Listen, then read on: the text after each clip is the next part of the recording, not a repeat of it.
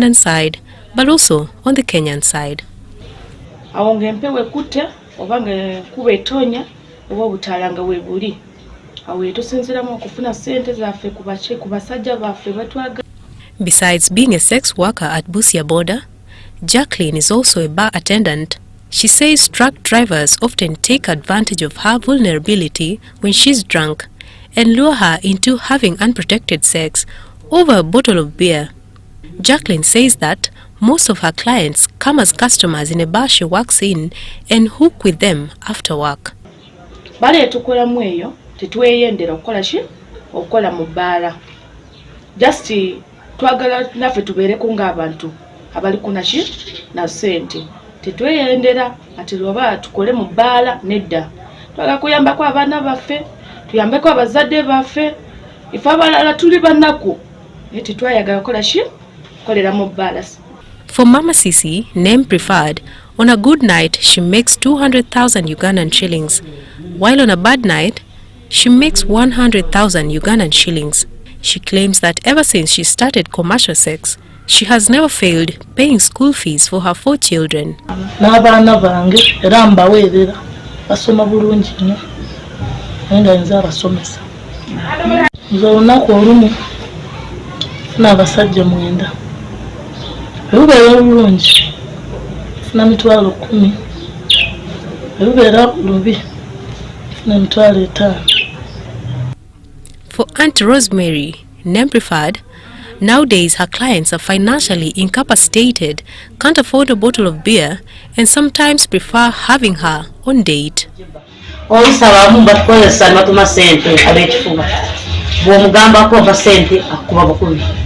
Uganda Youth's Coalition on Adolescent and Sexual Reproductive Health and HIV, an organization on advocacy for better health program, has 1,600 registered sex workers in Busia town, and all are living with HIV/AIDS.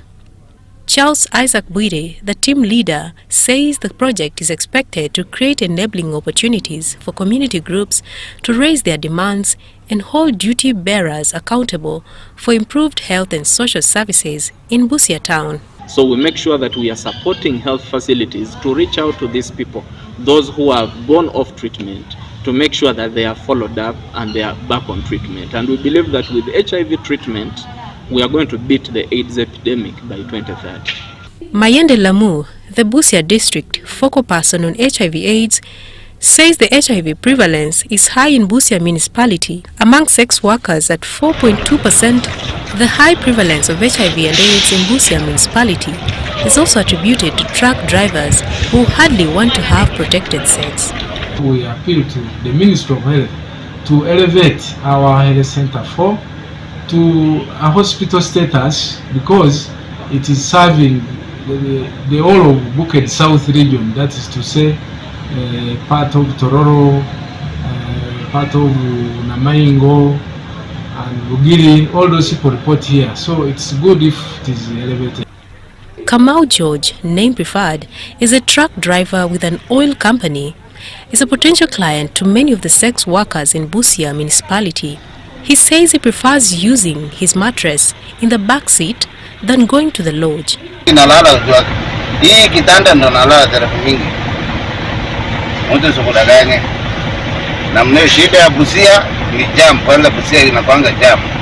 According to a study conducted by the ASHRA, an NGO based in Busia, HIV/AIDS prevalence rate among truck drivers range between 2% to 2.5%.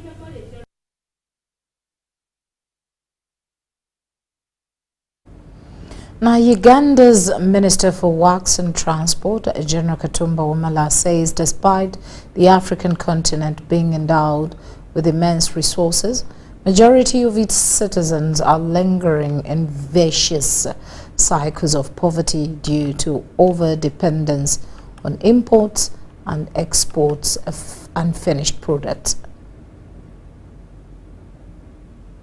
The Republic of Malawi has joined the Central Corridor Transit Transport Facilitation Agency agreement, fostering a stronger regional collaboration and trade. This was at the Central Corridor Interstate Council of Ministers meeting in Dar es Salaam, Tanzania.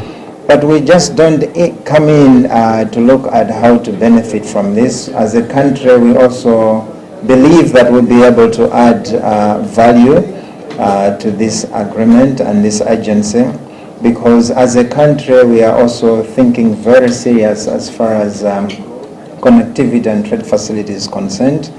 So this, for us, I can say that it's a good opportunity, it's a good development to the Central Corridor, because the family growth. And this will contribute, will give the new opportunity to the Central Corridor member states to do the business, but also to extend even the strategy of development of the infrastructure in transport sector that can help to move the cargo along the Central Corridor member states. At the meeting, the ministers, among them General Katumba Wamala, Uganda's Minister of Works and Transport, emphasized the need for the member countries to boost exports in order to tackle the existing trade imbalance between Africa and its trade partners in Asia and the West. I want to challenge ourselves as a corridor that we should not only look at using our corridor as an import corridor. We should look at our corridor both as import and export. I think in most of our cases, when we talk of volume of trade, we are talking of the imports coming through. But how much are we exporting through the corridors? That is our challenge. After the accession of Malawi, Zambia, a landlocked country bordering Tanzania that also utilizes the Central Corridor route, is next on the line and is expected to be fully integrated into the corridor in 2024. We owe all our neighbors a duty to be able to facilitate trade and through connectivity. And so Zambia is happy to play this role, to use our infrastructure to promote trade and investment and indeed connectivity in the region, but also that this Central Corridor gives us access to the Great Lakes region and the eastern part of Africa. And so at the meeting, key strategic projects completed and some being implemented with the goal of facilitating trade across borders and ease transport through the Central Corridor were highlighted. There is a common saying that goes like this: when you want to go far, you go with others. But if you want to go very fast, you have to move alone. And that tells you the agenda of the Central Corridor by adding Zambia and Malawi into its membership. Dennis Igoa for UBC News in Dar es Salaam, Tanzania. Thank you very much there, Dennis Igoa. Now, the joint security forces of the UPDF and police in Karamoja sub-region have announced that they are going to use forceful disarmament to eliminate criminality in Kanga District. Who were named, listed by these rollers. And one of them came to me and told me, Mr. Chan, what are you people doing about this? What are you people doing about this? Then he told me, if government doesn't do much, because for them they're about to die, they will use the PDA money to buy guns.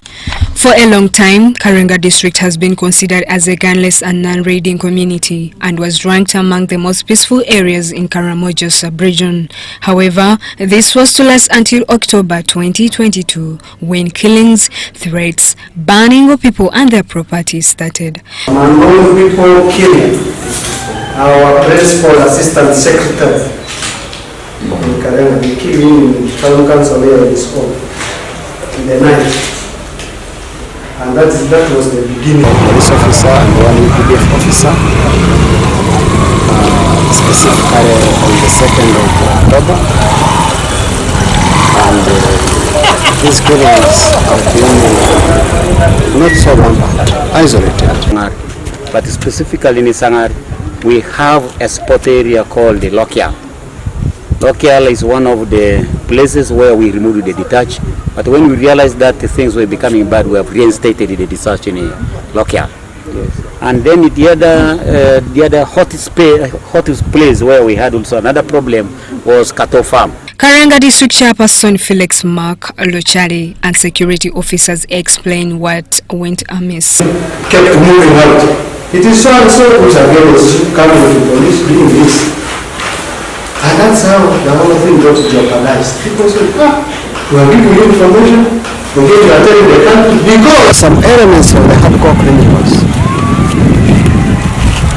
who refused to get on board decided to use Kanga that has always been peaceful as a safe haven for two reasons. Number one, as I said, Kanga has been the most peaceful, so they didn't have any pressure that would disturb them. Secondly, they had in Kidoko National Park where they are feeding on their meat. Weeks where we had actually requested them to bring back the guns voluntarily, none of them has given us the gun. The 3rd Division Commander, Major General Don Williams Nambasa, and Kanga District Chairperson shed more light on the current security situation in Kanga. Instead, after the names were read, they have continued threatening people. You can see an incident where a child of 6 years was killed. They know that in Sanga, they buy and give another person. So they were used to banning people in houses. A few incidents of killings, some of them are linked to some collaborators who are hiring them to come and kill people over some of which they were still investigating and understand why they came out to target us. The Police and Stock Theft Unit Commandant, Commissioner of Police Elias Kasirabo and General Nambasa explain measures being taken to restore sanity in Kanga District. Winning the hearts and minds of the people is very key. How do you do it? Confidentiality. 2, operating precisely to the target. My operational commander is already conducting an operational meeting. I'm going for them because they have refused to come out. So I'm going for them. Of 2 weeks it will be done. Forces are there and all support elements are all here. We shall be able to inherit those who have come in to attack individuals here and there. Meanwhile, Lochale is worried that the current security threats may frustrate implementations of the parish development model. Staff are threatened, those who live in sub-county. Come on, attest to this. Sometimes, what's the way our people not getting PDA? They say, how who can go inside? Who can go to Kamalakon? Lochale adds that it's now time for forceful disarmament measures to be applied. Since Usalama Kwawote was launched in July 2021, 10 guns have been recovered from Kanga District. Justin Nakami, Maureen Iga, UBC News. Now, Muslim lawyers are proposing to file lawsuits against both the buyer and the seller of the purported Sembabule land following the auction that involves the National Mosque and other Muslim properties. As we hear more in this report. President, Uganda Muslim Lawyers Association, Ali Kankaka, says there is need to critically evaluate the court orders and the valuations presented. And this thing of playing with old Kampala, trying to sell, Muslims are emotional about their faith. They can choose to take their things in their hands. And when they do, it is a terrible development for us all. Meeting with Muslim lawyers in Kampala, Ali Kankaka said there is a concern that some may be trying to manipulate the situation to suggest selling properties instead of seeking alternatives. It is also a possibility that create the animosity around the taking of old Kampala headquarters and all that, so that then government can easily say, pay that man and use part of it to compensate these people, to create that. So as Muslim lawyers, when you are looking at these things, we must go beyond the letter of these court orders. And we ask ourselves, what is the rationale of these people? He speculated about government involvement in the situation, such as acquiring properties in exchange for compensation from other Muslim properties. People are planning to sell these properties, but they are trying to play some of us into conceding that since there is a threat to the headquarter, maybe we agree some other properties should go instead of our headquarter. That those who entered into this transaction knew very well that we will be where we are, and therefore create the animosity amongst the Muslim community, create the tension, and then be able to agree to a trade-off. That maybe instead of taking this property, and this property, let's agree, say, Nigeria to go. He called upon Muslim lawyers to focus on the facts and legal aspects rather than emotional reactions. Individuals, again in the management of our Muslim affairs, may be actually dealing with other Muslim interests. Many of you have heard disappointment from government of our lost properties in Kororo and Chitante, which is due. And some people are saying that is what they are targeting. It is also a possibility that to create the animosity around the taking of old Kampala, headquarters and all that, so that then government can easily say, pay that man and use part of it to compensate these people. Kankaka acknowledged leadership challenges and called on leaders to address the problem rather than increasing tensions. So all of us belong to different groups, but we must know that our umbrella organization is Uganda Muslim Supreme Council. None of those individuals who are in charge have a superior claim. He raised concerns about the potential impact on Islamic practices and the historical scars from the past disagreements within the Muslim community. Kankaka requested the political class and the judiciary to be cautious and avoid actions that could worsen the current situation. Sudat Kaye, UBC News. Now, government is expected to mobilize resources from the forthcoming non-aligned movement summit to construct a World Leadership Institute that will be named after the late Mwalimu Julius Nyerere, former president of the United Republic of Tanzania. Julius Nyerere, former president of the United Republic of Tanzania, has been described as a statesman whose role was vital in Mosh Conference that led to the overthrow of General Idi Amin Dada in 1997. Nyerere, who refused to recognize Amin as president of Uganda because he used the wrong method to remove Obote. Obote, who was a friend but also contemporary president of Uganda as Nyerere was president of Tanzania. It is against that background that the government of Uganda has embarked on a campaign to mobilize resources to establish a World Leadership Institute that will be named after him at the Non-Aligned Movement Summit, which is due to be held in Uganda early January 2024. We are hoping, working together, that the non-conference which is non-summit is coming here next month, January, that we have some support funding from all these countries where the leader was instrumental, that we start, we build a World Leadership Institute in the name of Mwalimu Nyerere to institutionalize it, to memorialize it, because of what he was.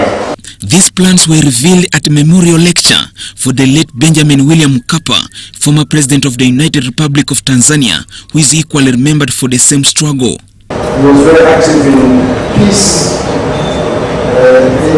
mediation and peace negotiations.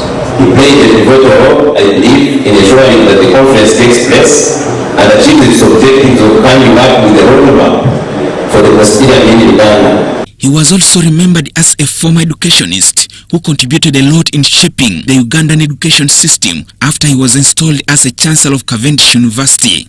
We are reminded of the profound impact His Excellency Mkapa had not only on our institution but also on the broader landscape of governance in East Africa and Africa in general. Mkapa was born in November 1938 and died on 24th of July 2020 in Dar es Salaam Hospital. He ruled Tanzanians from 1995 to 2005. Joseph Oko, UBC. Makerere University College of Engineering, Art and Design, with the funding from Makerere University Innovation Fund, has innovated solutions for water treatment at the point of use. The principal, Makerere University College Engineering, Art and Design, Moses Musinguzi, is optimistic that these innovations can contribute to reduction of waterborne related diseases. Statistics from the Ministry of Water and Environment indicate that about 30% of Uganda's population has no access to clean, safe water services. Even if the water is clean from the source, contamination can occur at any point, and thus the need for treatment at the point of consumption. This explains why Makerere University College of Engineering, Arts and Design has, with funding from Makerere University Innovation Fund, innovated solutions for water treatment at the point of use. As opposed to the conventional water treatment system, where, for example, the materials that they have at the GAVA or National Water Treatment Plant, here we're developing a point of view water treatment system, and we're developing materials that can go into that point of use water treatment system. We are continuing with investigations with this material. We'll be looking at testing it with different sources of water, so that at the end of the day we're able to come out with a product where we say, with this product you can treat water whose quality looks like this and this and that. And when we get to that stage, then we shall be actually able to patent it. After the research findings, the next step is looking at how the innovations can be piloted. And we work, of course, with other partners, including National Water and Sewerage Corporation, and the users, the representatives of the users. And if the pilot works out, then now we discuss with government to improve or to update the policy on water, so that now we start scaling it up to the rest of the communities. Brenda Achiro, the country manager, Water for People, concedes that it is important to consider water treatment at the point of use, given that 22% of deaths of children under the age of 5 is due to waterborne related diseases. Many times water is collected from the borehole or the tap when it is safe, but by the time it's carried in the jerry cans back home, something happens along the chain and it's contaminated. So this research looking at treatment options at point of use, I think is going to be very helpful for Ugandans. We are looking for more appropriate, low-cost and innovative technologies. Waterborne diseases are one of the barriers for eradicating extreme poverty, and therefore cheap and affordable innovations can help people access clean and safe water are commendable. On December 2nd, 2023, which is today, in an exclusive interview with UBC, Dr. Yahaya Olaniran, an executive board member of the International Fund for Agricultural Development, he expressed appreciation for Uganda government's promotion of the agricultural sector.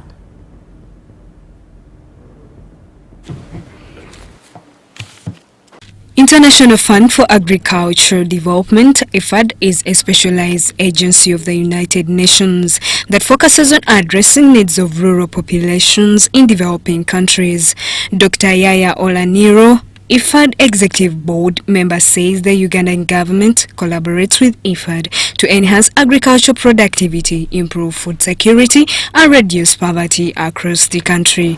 We are impressed that there is coordination between government, the local government, the beneficiaries, and the financial institutions.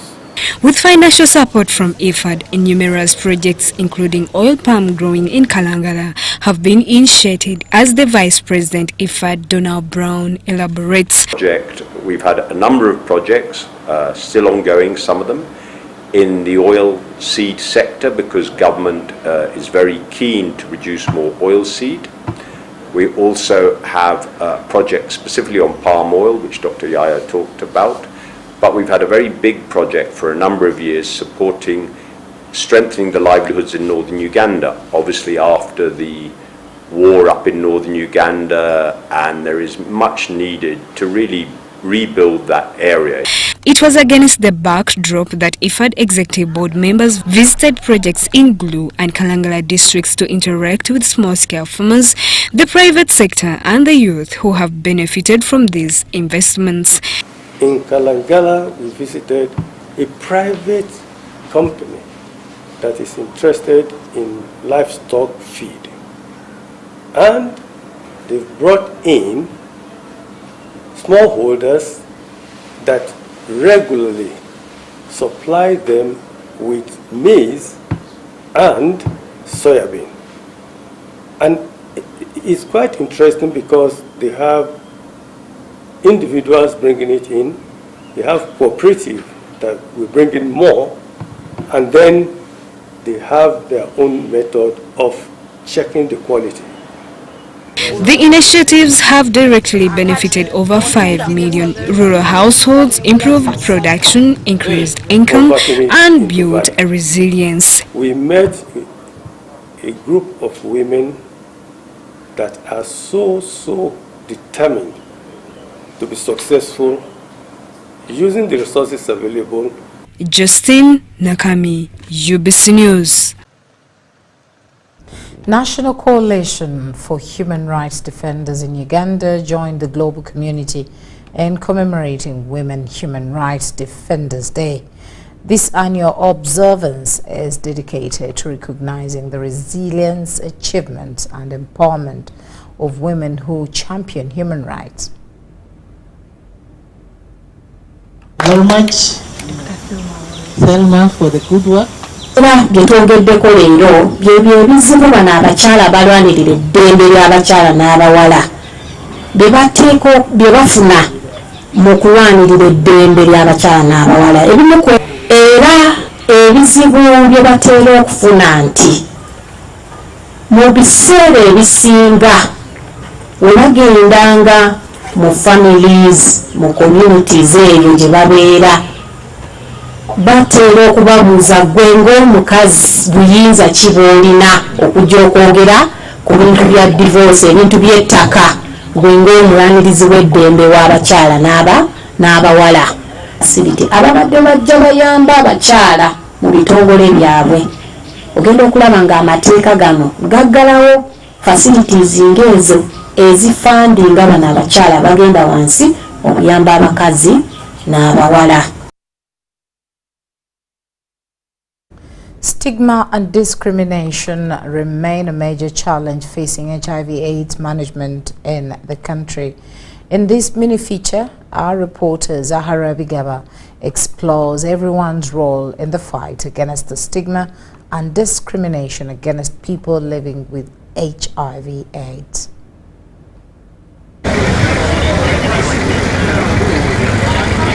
HIV/AIDS is associated with stigma and discrimination globally, with less than 10% of people living with HIV reporting internalized stigma or experiences stigma and discrimination in healthcare and community settings. Ewan Kagwa narrates his ordeal.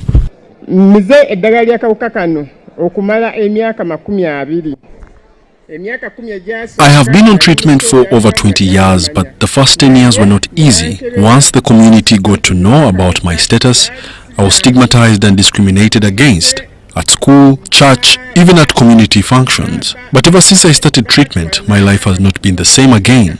I am so grateful to government.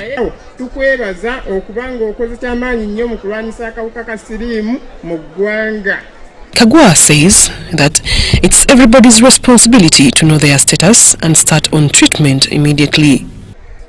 I was born with the virus and I never called it upon myself. And there's no single person that can accuse me of infecting them. Kind advice is let everyone know their status.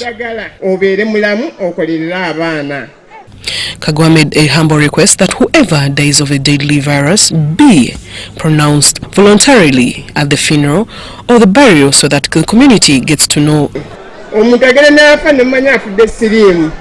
naye kulumbe tolina kyowulako message yonna gye boogerako ekwatagana ku siriimu naye nga nandisabye singa mba nfudde famire yange nga tekigikosa kugamba nti Kagwa afudde kawuka ka siriimu bakyogereko abantu bakipiikinge bamanye nti gundi afudde naye afudde siriimu abantu kyongere okubawaako ekyokuyiga abo bakyagala si kyabuwaze. Experts say that given proper training, religious leaders can become strong allies in HIV/AIDS prevention and control programs focused on awareness creation, behavior change and the elimination of stigma and discrimination against people living with the virus.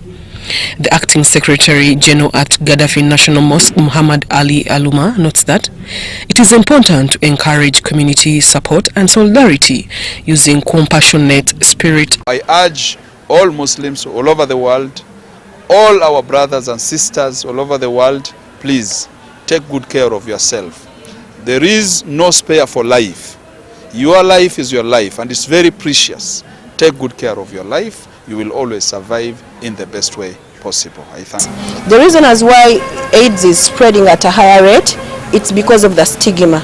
Stigma that is discriminating people with the virus. They know they have it, and alhamdulillah there are different measures that are being put up. They're on drugs, they can't infect us when they're on drugs. But when you discriminate against them, they react negatively.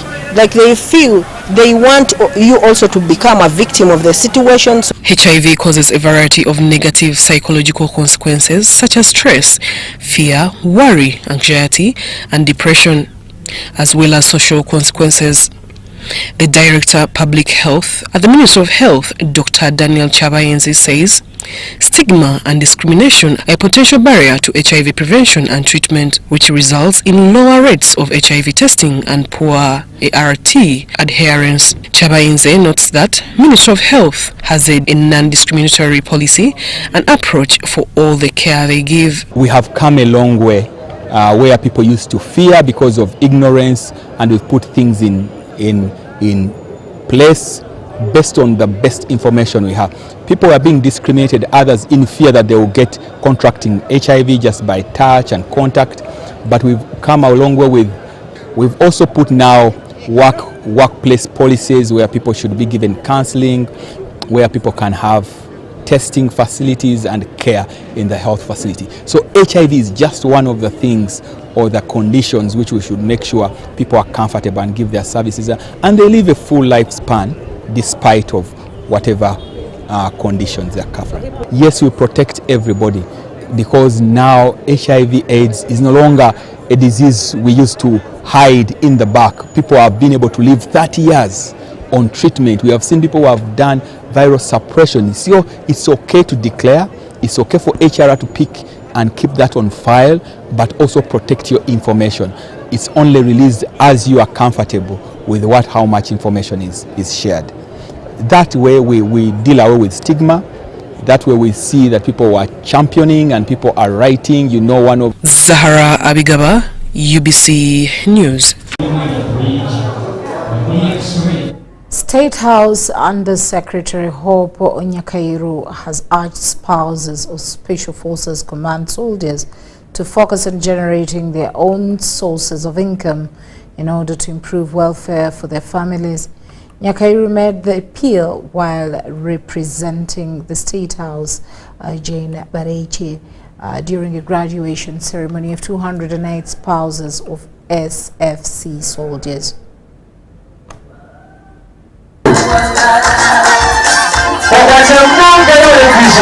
This training was aimed at empowering spouses of SFC officers to create their own income in order to supplement their household earnings. Mrs. Nyakairu highlighted the program's significance as the first of its kind, specifically targeting the spouses of SFC soldiers. The vision of the President in setting this up was to empower you technically and economically. That way you not only help yourselves and your families, but you also support the SFC soldiers. To remain committed to their mandate, I urge you to put the skills you have acquired to good use and not to rest until you have done something for yourselves. We are hopeful that you will not disappoint your funders and the vision of the President will be achieved. She commended President Museveni for his foresight in recognizing the importance of empowering women. Something relevant to do no matter how small, and start from there. The important thing is to start.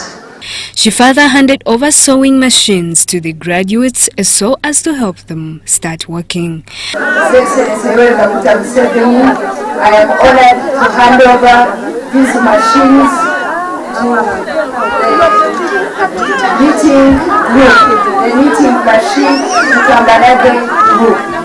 The graduates received training in various marketable skills, including shoemaking, tailoring, baking, and catering, enabling them to start their own businesses or seek employment in these fields. Project beneficiaries thanked President Museveni for considering the spouses of SFC soldiers to acquire skills that would help them create their own income to improve the welfare of their families. Skills acquired will be beneficial to us in supporting our families through generating income, while our dear husbands are committed to national duties. So I thank you very much for these skills. And these skills should not be potential, they should be kinetic. Certified is trained in catering, are gainfully employed in prominent hotels. Justine Nakami, UBC News.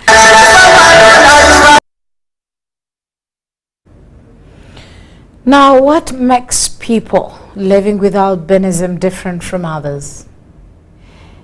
Is it the skin color or other physical and emotional challenges? These are some of the questions that we are seeking answers to as we delve into the second part of the life of Thomas Opio, as we hear more from Henry Okrut. Because for a person to grow up and you're kept at home and you're not brought into the public, you grow up with that kind of feeling that, you know, I can't be in the public, how are people going to look at me? So first of all, it starts at the family level. The parents must take the first responsibility to make sure that the children living with albinism go to the public and join mainstream schools. In this explanation, there is nothing like disability or inability but challenges. Challenges that Opio has encountered and overcome, both at school and back home. For example, the family man that he is spends his Saturday in the farm, digging alongside his children. When the weather is hot, it's hard for me to endure that heat. So to avoid this, I usually put on long sleeved clothes plus a cape. When I dress the way I'm dressed, I can take some time in the garden. This is the kind of life that the father of 6 has lived since his childhood. Out of the 8 children of his parents, 4 were born with albinism. Of the 4, he is the only surviving one. Nasookere n'embyalo mwala muyirugazu. Ninjiryako mwala muyirugazu. Ninjiryako mwisuka muyirugazu. Okwava kutoolekida kyo mwana oyo n'embyalo mwana oyo mweru. The death of their father was a big challenge, especially regarding the capacity to raise these children. It took a timely gesture from Salem Brotherhood to take them on. It is a non-government organization established in 1981 to offer health and social welfare support to the sick and poor within eastern Uganda. Babasigaza ekolo era niyo ababasomeserye oyo bamufunira omukole basoma bamumalisyako ebibiina nafuna omulimu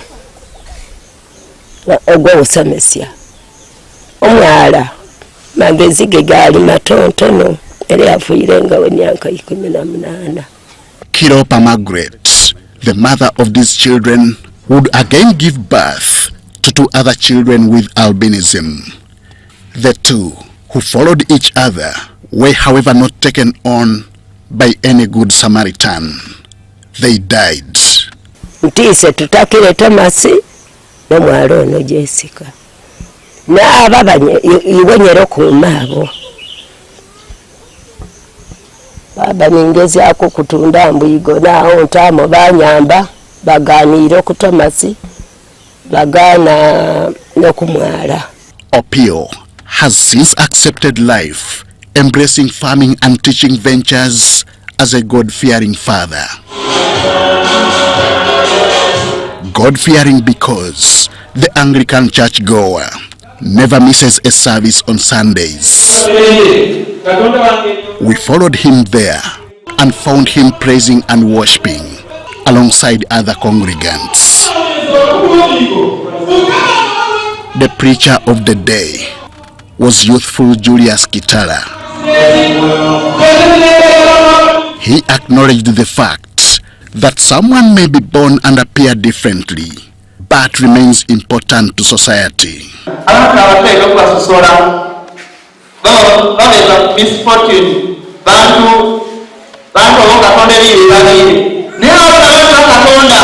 However much someone is lame, someone is blind, such a person is we should respect them and accord them what they are supposed to have. There are some teachers, especially those ones who have not grown with the people who resemble myself, have always not been so social to me, and consequently, even sitting next to me may be a problem. This kind of discrimination has extended up to his children at school. Fellow pupils make fun of them. 16-year-old Susan Nanzara has just sat her primary leaving examinations. She and her mother, Sabano Goreti, are always supportive of their breadwinner.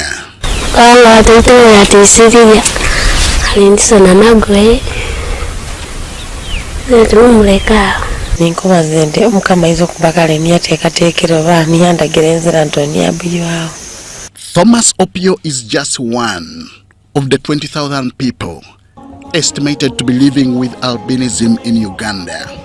This is according to the World Bank report and the World Report on Population. These continue to suffer stigma, health and other physical challenges.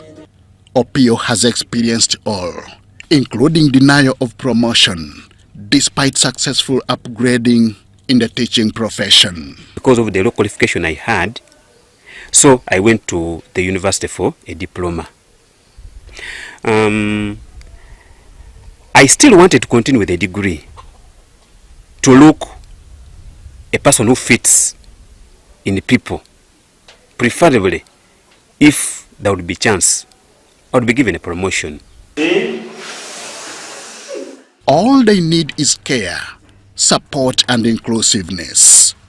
Short of these, requires bravery to overcome stereotypes.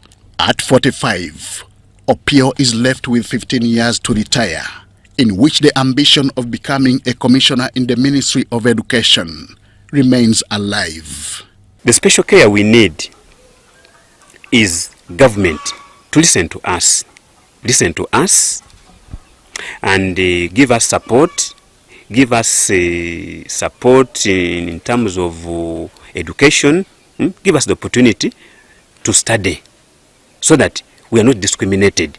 Remember, when you are of this type and you have not gone to school, you can be discriminated the more. Unless you come out of your shells, of your darkness, the public will never know your challenges. The public will never know that you can actually do things that they don't expect you to do. And all these beliefs and myths that we have around albinism can be resolved if we have many people with albinism coming out and showing their potential and showing what they can do, and showing that they can actually live and do things like any other person. For now, the bi-weekly bicycle ride to school and back home continues as he balances between work, welfare and family. Henry Okrut, UBC.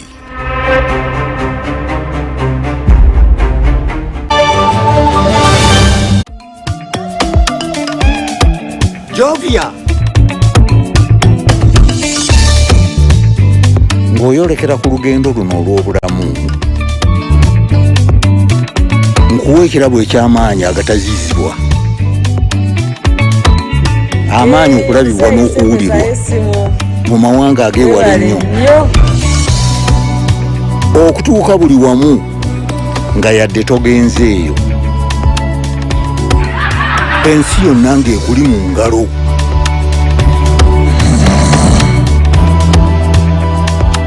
Okutambula mu biseera n'okumanya buli kimu ekirina okumanyibwa.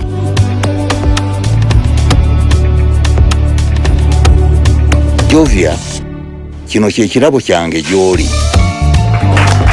Tewali kkubo ku ki ky'osobola okukola omukutu nnandameggwa ogwa MTN.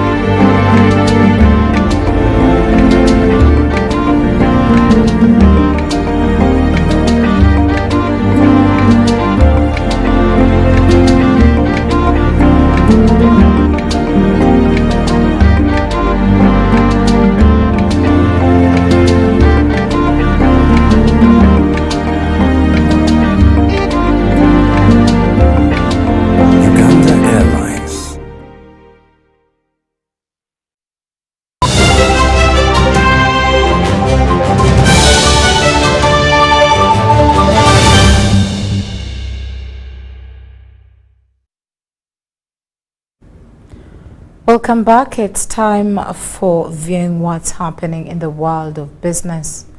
Now, cocoa farmers in Busia district have decried low production due to pests and diseases that invade the farms.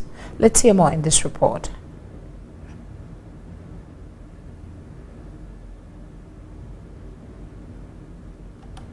To cocoa farmers in Busia district, leading to reduced cocoa production. Those diseases that are challenging us here in Busia, most of the diseases, we have almost 3 diseases. One of it, we have black pod disease, we have witch's broom disease, and we have blight disease.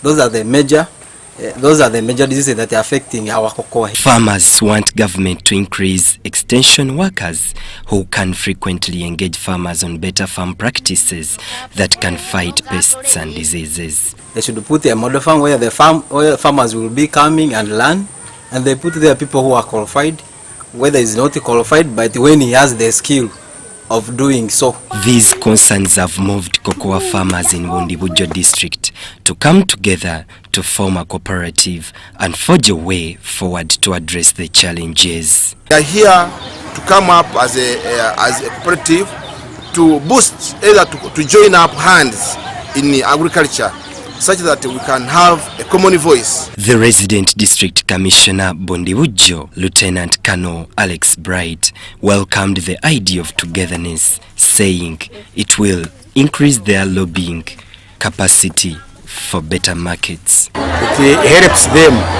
now to market in bulk, and by marketing in bulk, then they get premium prices. So that helps them. Once they continue doing that, then they'll be able to know that when they are selling to these middlemen, then they are making a loss. He also revealed that government is in plans to set up a cocoa processing factory which will address some challenges like exploitation by middlemen. Now, if we establish a cocoa factory here, then it would mean the market for agriculture would be near. So that one is also likely to help in the improvement of the the cocoa prices. The manager, Nyahuka Agri-Farmers Cooperative Society Union, Mohindo Morris John, is optimistic of improved cocoa prices once government introduces a cocoa factory in Bundibujo. To get a processing plant here in Bundibujo, actually we shall not be even losing much, because as a factory you gain much. I'm Benon Mukwaya with Mutabali Moses, UBC.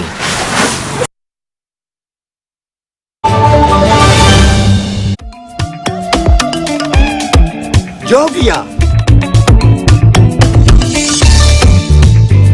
ng'oyolekera ku lugendo luno olw'obulamu nkuwa ekirabo eky'amaanyi agatazizibwa, amaanyi okulabibwa n'okuwulirwa mu mawanga ag'ewala ennyo, okutuuka buli wamu nga yadde togenzeeyo, ensi yonna ng'ekuli mu ngalo.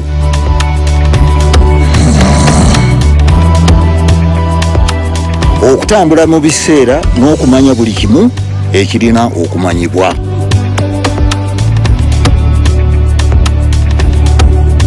Jovia, kino kye kirabo kyange gy'oli.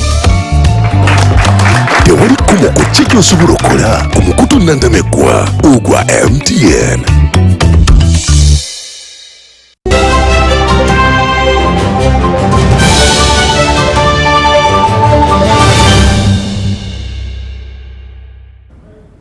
Welcome back and into the world of sports. After making history by qualifying to the T20 World Cup for the first time, the Cricket Cranes team has returned to Uganda, where they will rest for a couple of days before embarking on defending the African Cricket Association African Cup in South Africa between 10th and 22nd December 2023.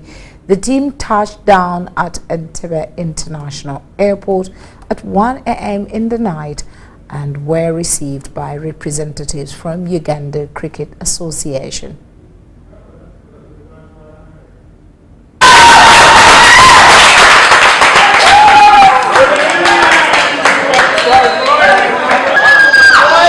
Thank you so much.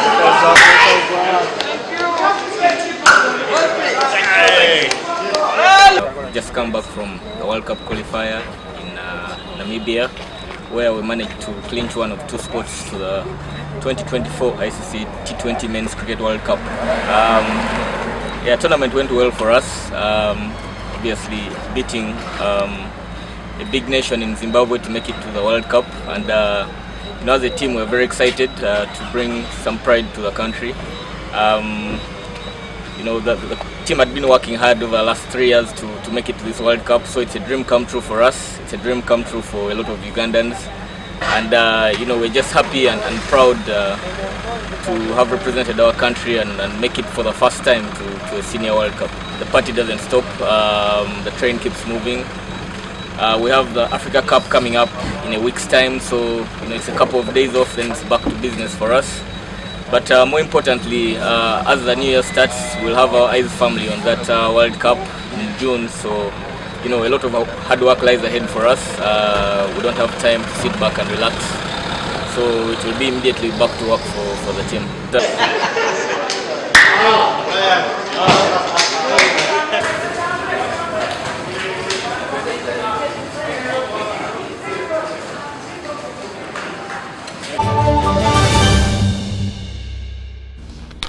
Well, that's it from us. Thank you so much for choosing us. It's a good night from us, and stay tuned. From the Uganda National Meteorological Authority, I'm Jasper Ainebiona. Today in the morning, we woke up to sunny intervals across several parts of the country. Having a look at the satellite analysis, the positioning of the rain belt is still over our country, and this will contribute to wet activities across several parts of the country together with the local effects. Tomorrow morning, we are forecasting light thunder rains across central region, especially in Kampala and in Masaka, and the rest of the district sunny intervals are expected. To the eastern parts of the country, high chances of light rains across Jinja as well as in Toro, and the rest in Sooti, sunny intervals are expected. Going on to the western parts of the country, high chances of sunny intervals across Mbarara as well as in Kabale, and the rest of the districts, light rains are expected. To the northern parts of the country, light rains are expected around Arua district and apart from other districts where sunny intervals are expected.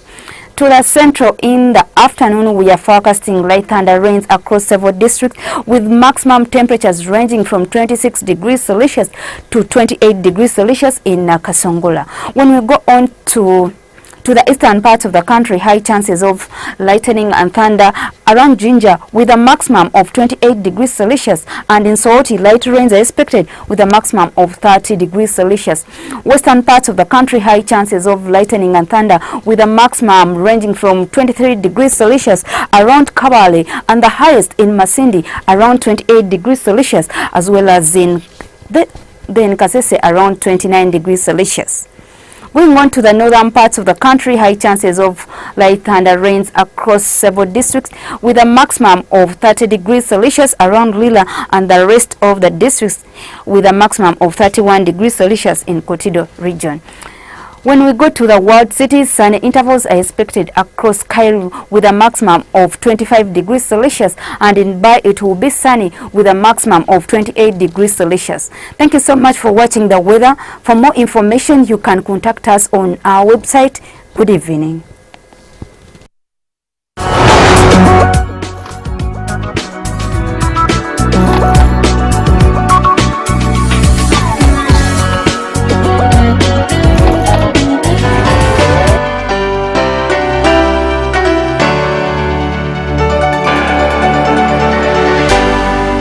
UBC, inspiring Uganda.